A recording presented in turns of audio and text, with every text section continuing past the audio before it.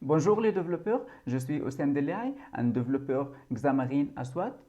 Dans cette vidéo, on va voir comment on peut utiliser les behaviors et les attached properties pour résoudre quelques problèmes récurrents lorsqu'on développe des applications Xamarin Forms qui utilisent le design pattern MVVM. Le problème est le suivant. Si ici j'ai une simple application qui utilise un main view model et une vue dans ce view model, donc j'ai une liste de produits que l'utilisateur peut choisir un de ces produits. Le produit qu'il choisit donc sera bindé vers le selected product, comme on voit ici. Puis la liste de ce produit va être écrite dans le Purchased Products à travers l'exécution de la commande Select Command. La vue qui utilise cette main view model, donc ici on fait le binding vers ce main view model, donc on peut afficher la chaîne qui contient donc la liste des produits et puis on peut aussi faire le binding de la propriété products dans la liste view en utilisant donc la propriété item source et aussi le binding de l'item sélectionné ou cliqué par l'utilisateur à travers la propriété selected item. Mais pour la commande select command, donc on sait bien qu'avec les boutons, si j'ai un élément bouton, donc je peux faire le binding des commandes, donc en utilisant ici la propriété commande. Donc on fait le binding de la commande select command. Donc ça c'est avec les boutons. Mais avec la liste view, malheureusement on n'a pas une propriété commande. Donc si j'écris ici commande, donc j'aurai pas une propriété qui s'appelle commande avec les listes view, c'est-à-dire que je ne peux pas faire le binding d'une commande directement dans mon code XAML. Par contre, la solution ou un contournement de ce problème, c'est qu'on utilise le event handler item selected, donc on crée un event handler dans le code behind, ici dans le code de l'interface mainpage.xaml.cs. Et dans ce code, donc, on fait appel à notre commande dans le main view model. Donc, on récupère le main view model, puis on exécute la commande select command. Ça, c'est une solution qui marche bien, mais on a une solution plus élégante grâce à l'utilisation des behaviors et des attached properties.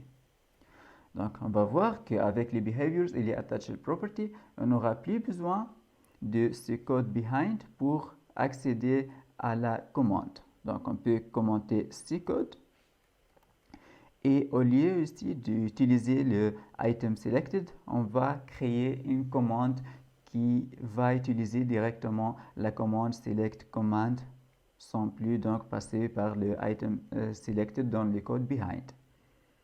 Donc, je vais mettre ça en commentaire.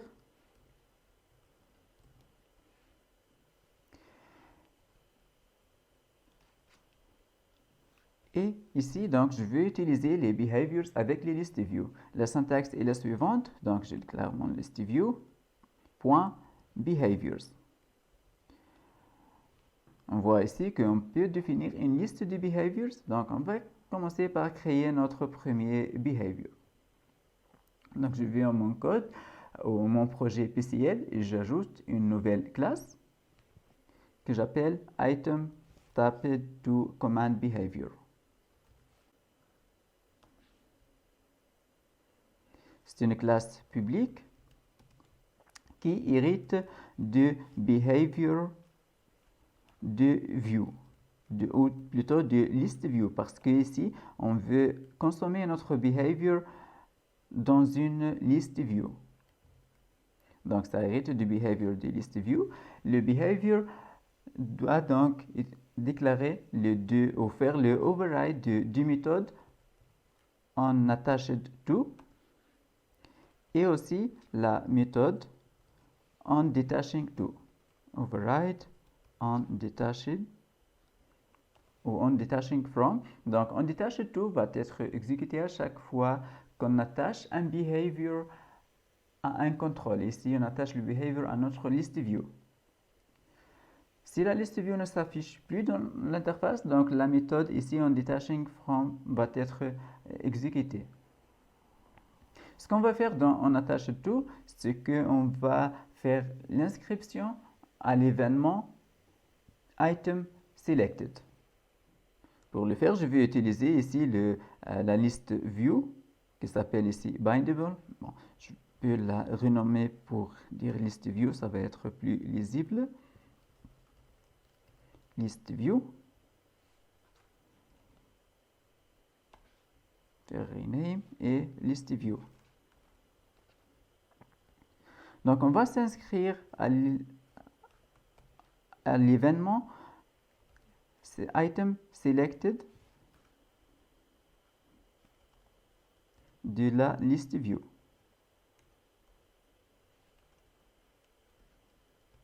Donc, j'ai créé une nouvelle méthode que j'appelle ici list view item selected.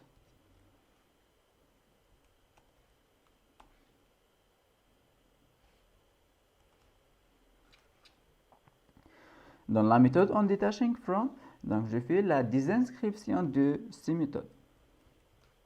Donc je vais listView.item selected moins égal donc l'événement listView item selected.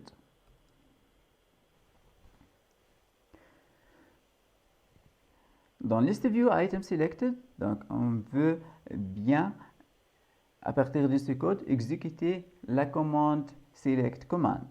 Pour le faire, je dois accéder à mon viewModel. Je peux accéder au viewModel grâce à la propriété sender ici.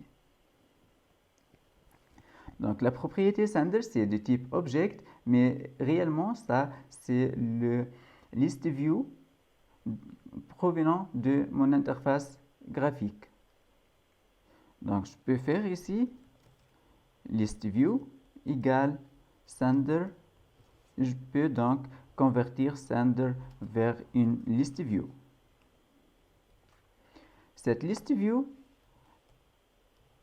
elle contient l'information sur, ou elle contient une instance de mon main viewModel à travers la propriété binding context. Donc je peux faire ici binding context as main viewModel. Je peux faire ici donc dans une variable VM qui sera donc ici mon main viewModel.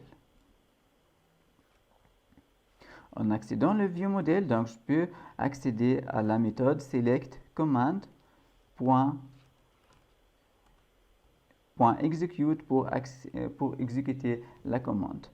Notre commande ici n'accepte aucun paramètre, donc je peux ici passer le paramètre nul.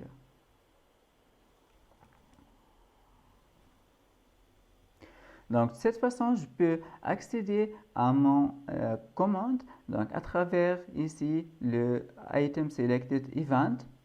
Donc, ça ressemble beaucoup à la première solution classique. Donc, ici, réellement, on accède à la propriété item selected, puis on exécute la commande.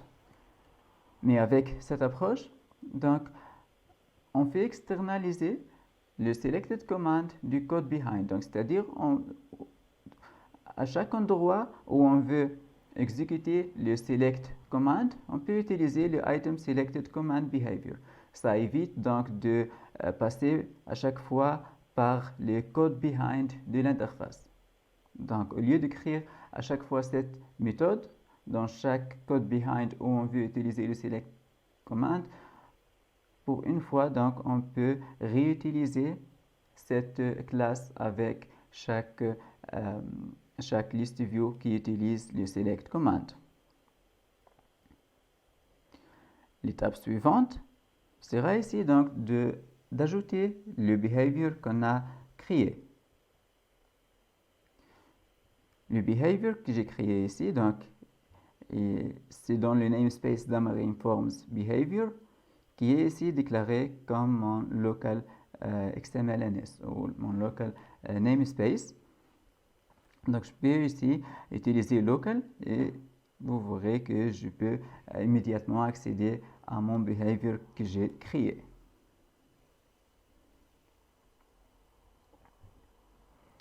Voilà. Donc maintenant, je peux exécuter cette application sur iPhone ou sur Android ou même sur Windows puisque c'est une application Xamarin Forms.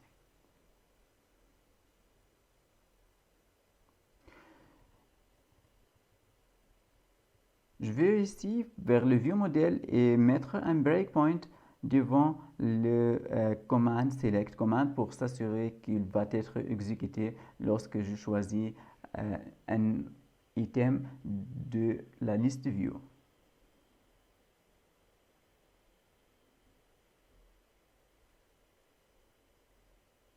Donc ici, j'ai tous les éléments, je choisis un de ces éléments. Et sur Visual Studio ici, j'ai le breakpoint qui atteint ce niveau, donc c'est-à-dire qu'il vient ici pour exécuter la commande select command. Je fais continue. Et voilà ici le item que j'ai sélectionné s'affiche ici dans la liste de purchased items.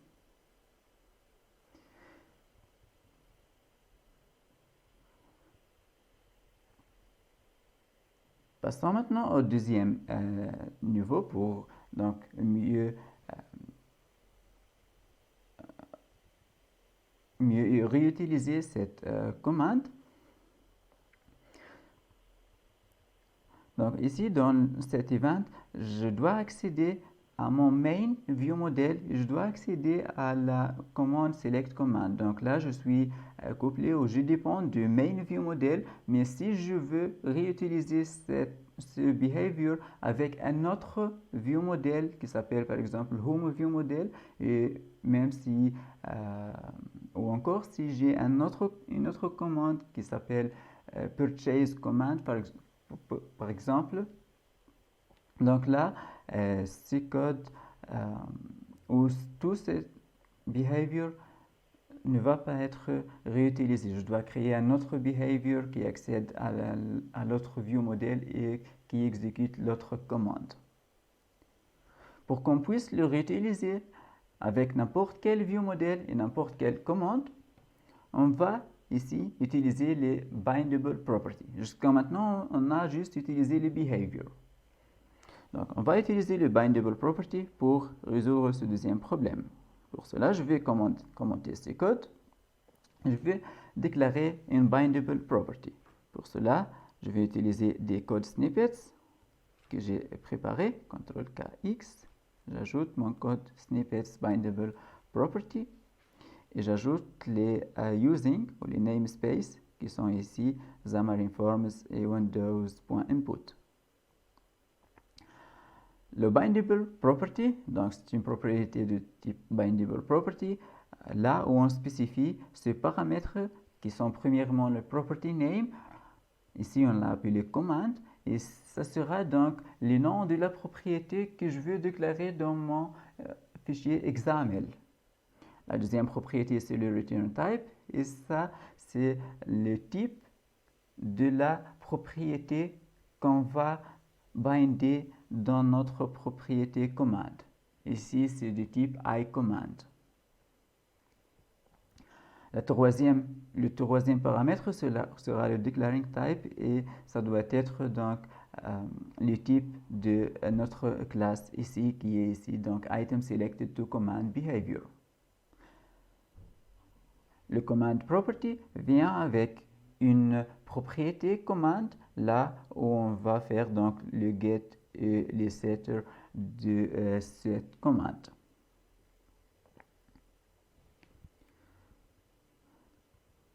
Donc, en ayant avec la propriété bindable property, je peux donc avec ou dans les codes XAML, ici vous verrez que j'ai une propriété qui s'appelle command qui s'ajoute à la liste de propriétés que je peux utiliser ici. Donc, et de plus, je peux faire le binding d'une propriété ou d'une commande vers cette commande. Là, je peux faire donc ici le binding avec la commande select command. Ensuite, on va récupérer cette commande dans notre behavior et on va l'exécuter.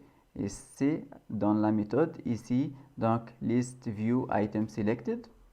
Là, on va utiliser cette commande, donc fait command.execute et on passe le paramètre nul. Donc vous verrez ici que maintenant, je ne dépends pas du type de la commande ou du viewModel qui contient cette commande. Donc ce que je veux avoir ici, c'est une commande et je veux juste l'exécuter. Donc on exécute ce code dans iPhone. Je sélectionne un produit et ici on a une exception qui me dit ici object reference not set to an index. Et si je mets le curseur sur commande, donc je peux voir que l'erreur ici c'est que commande est nulle. On n'a pas bien récupéré la valeur de la commande. Pour le faire, donc on doit ici s'inscrire à un autre événement qui est le binding context changed de la liste view. Donc on doit faire list view.binding context changed plus égal et on s'inscrit à un autre événement qu'on va appeler ici donc list view binding context changed. Et on n'oublie pas de faire la désinscription de cet événement dans le ondetaching from. Donc, binding context changed moins égal list view binding context changed. Dans cet event, ce qu'on va faire, c'est que on va donc mettre à jour le binding du behavior. Donc, on va faire binding context égale notre list view qui est ici le sender. Donc, je veux faire le binding de la list view comme je le fais déjà ici. Donc, je copie cette partie de code et là, j'ai ma list view. Donc, je vais assigner le binding context du behavior vers le binding context de ma list view. J'exécute maintenant le code sur iPhone. Je choisis un produit. Et ici, donc, j'ai un breakpoint qui atteint mon command select command. Si je continue,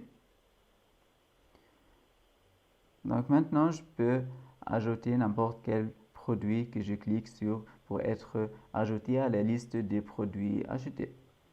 Ce qu'on a fait ici, c'est qu'on a utilisé les behaviors pour faire le binding d'une commande avec l'événement item selected de la liste view. Donc, de cette façon-là, on peut réutiliser ce behavior avec n'importe quelle liste view et on peut assigner n'importe quelle commande provenant de n'importe quel main view model pour donc exécuter la commande à chaque fois que l'utilisateur sélectionne un élément. J'espère que cette démo a été bénéfique pour vous et merci pour votre attention.